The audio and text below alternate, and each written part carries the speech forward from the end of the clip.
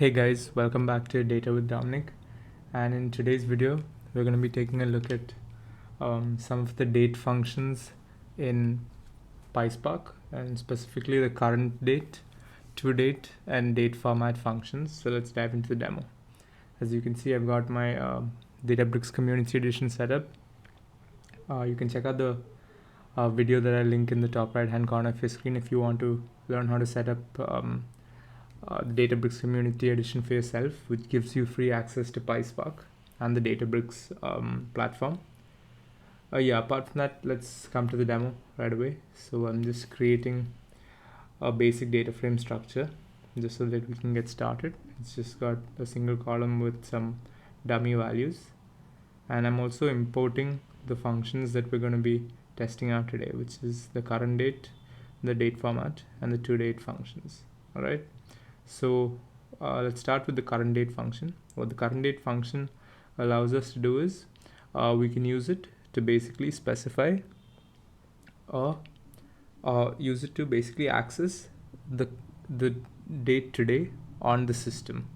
So it allows you, when called, it will return today's date based on your system's metadata, right? So we're just creating a new column in this mock data frame and specifying the current date. So you can see that when we display it, the date of recording of today's video, which is 20th March 2023, gets returned.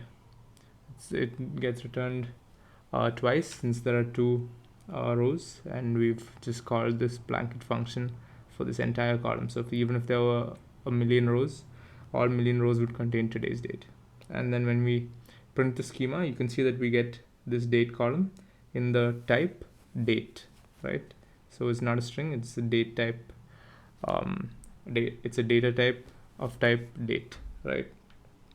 And now let's go to the date format function, right?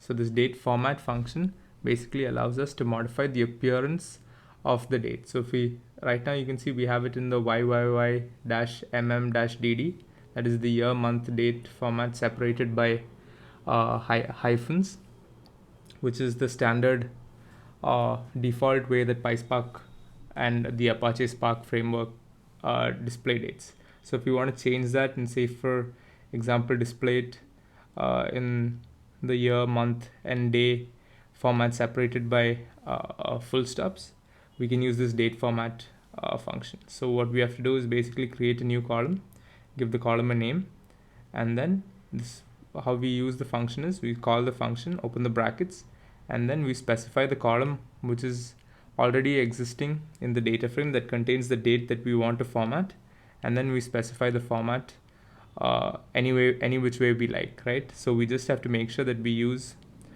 these letters, small case y, capital case M, and small case d. So we can just, in this situation, we want the year, month, and day separated by full stops. So when we display that, you can see that we get it as requested, year, month, date separated by full stops. But suppose we wanted just the date and the month, we can play around with this format that we've created by ourselves within this single quotes, and we can specify the way we like it. So in this situation, we've wanted just day and month separated by by a colon, and then if we run that, you can see that we get that the format that we required returned to us in this data frame. And an important thing to remember is that month should always be specified in capital, since there's small case mm will return to you minutes. So that's why that mm in caps is the odd thing out, because minutes already has occupied the smaller case mm.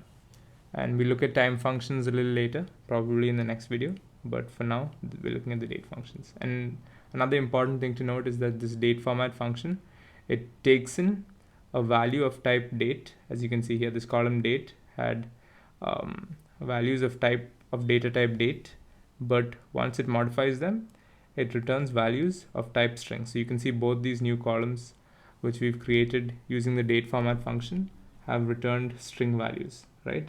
So if you want to format the dates to our specifications but still keep them in a date format, in a date data type, what we have to use is the toDate function. It basically works the same way as the date format, and we use it the same way as the date format. That is, we create a new column, and in the parameters of the toDate we just specify which column it should be based on and how we want the format to be.